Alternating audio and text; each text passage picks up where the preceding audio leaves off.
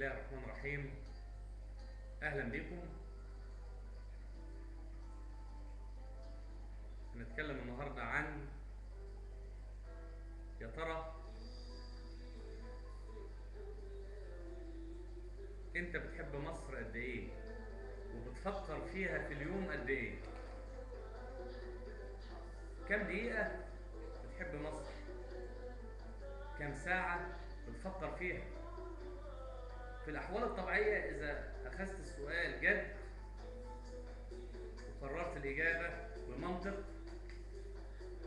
هتطوي الصحيفة والصفحة والمقال، وهتنتظر بعض الوقت. هتمر صور معتادة يومية مكررة أمامك، منها عناوين الصحف المرتبكة كل صباح، تصريحات الحكومة المستهلكة على مدار الساعة، المرور في الشوارع مهما كان الوقت، المرتب اللي بيسخر منه كل مواطن، حتى قدراتنا العقلية في نهاية كل شهر، الأسعار غير المتوقعة للطعام من يوم لآخر، القمامة اللي أصبحت عنوانا لشوارع البلد ليل نهار، المدارس اللي بتسرق ذكاء تلاميذها من أول يوم دراسة وتمنحهم شهادات في الجهل في آخر الدراسة. أضف كلمات مختصرة معتمدا على خيالك وذكائك مثل الحزب الوطني، وزير التضامن الاجتماعي، كوبري اكتوبر، التيفون، الخضروات الملوثه بمياه المجاري، جامعه النيل، حزب الوفد، مسلسلات رمضان، برامج التوك شو، شيخ الازهر، وهكذا. انا هخمن بقى الاجابه مقدما. الحقيقه من 36 سنه ما عدناش بنحب مصر، من حرب 73 كما هو واجب او كما نظن او كما نتمنى، الا 90 دقيقه من وقت الى وقت حسب جدول مباريات فريقنا القومي في كرة القدم. يعني ما بنجتمعش على حب البلد لما يكون فيه ماتش كورة أو أي حاجة وطنية، تزيد أو تبقى كما هي حسب دقايق إضافية مهدرة أو ضربات ترجيحية محتملة.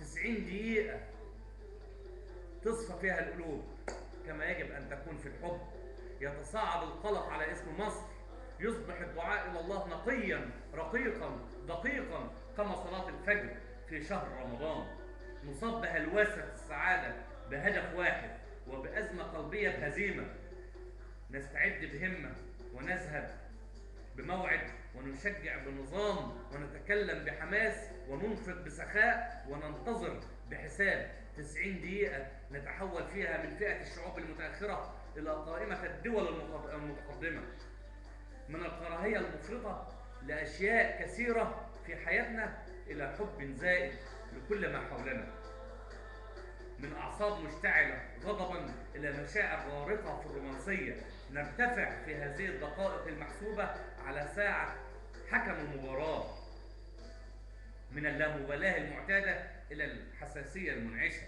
من الغيبوبة المقصودة إلى الحياة المطلوبة، من الكسل الدائم إلى النشاط المؤقت، من السخط الغبي إلى المناقشة الذكية. في زمن المباريات المصيرية المصرية نعود من الموت الإكلينيكي إلى قمة الحيوية. نتمنى أن يكون هذا هو حالنا في كل أحوالنا. أتخيل لو كان ممكنا في هذه الدقائق الحصول على دواء يطيل عمر حبنا لهذا الوطن الجميل المهدر تحت عبء المصالح الخاصة لمجموعة خاصة من المواطنين، والقرارات الغبية التي نعود بها إلى أول السطر كلما كنا على وشك أن نكتب جملة مفيدة. دواء يجعلنا كما مباريات كرة القدم نقف على أطراف أصابعنا قلقا على انتصارنا وكرامتنا واسمنا واسم مصر.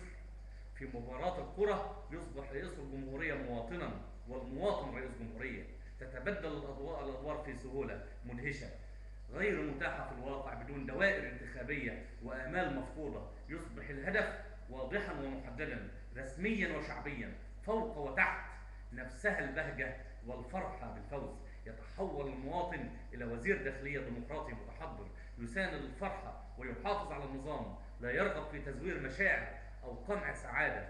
في 90 دقيقة لا تحتاج مصر إلى صحافة تكشف الفساد، فالفساد في أجازة لمشاهدة مباراة كرة قدم. لا نحتاج إلى وزير إعلام يمرر على مشاهديه قرارات الحكومة الذكية ببرامج مسلية ساذجة في أحيان كثيرة.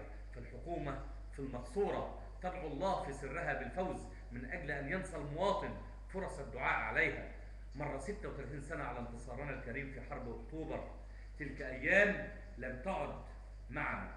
أيام كان الحب وطنا، وكان الحب للوطن من القلب. كان الحب 24 ساعة في اليوم وليس 90 دقيقة كما تسير المباراة. كانت المشاعر خليطا متقنا من الخوف على بلدنا والأمل له.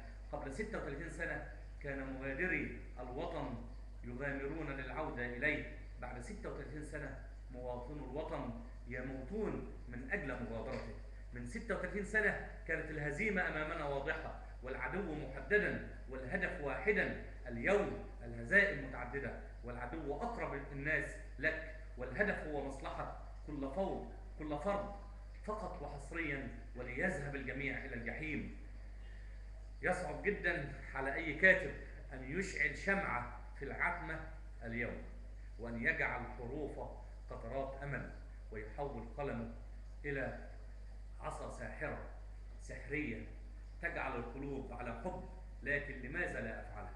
لماذا لا أقول ربما كان من القراء شاعر فيكتبها قصيدة تنشر، رسام فيجعلها لوحة مؤثرة توجع القلب، أب فيعلم أطفاله كيف يحبون مصر، فنملك عائلة، مدرس فيجعلها درس الحصة الأولى فنتعلم، رئيس الحكومة فيجتمع بوزراء حكومته ويعلن أنه يحب هذا الوطن أكثر من نفسه فيستقيل. بعد 36 سنة أذكر نفسي أن الحب ليس في حاجة إلى معركة لنستعيده.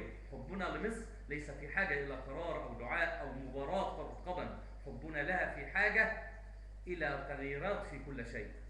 القلوب التي لا تتصور أن في قلبها قدرة على الحب هي أكثر القلوب قدرة على الحب. لم نمت من الصمت بعد. نحن في حاجة إلى أن يصبح الحب فيروسا نصاب به ونستريح.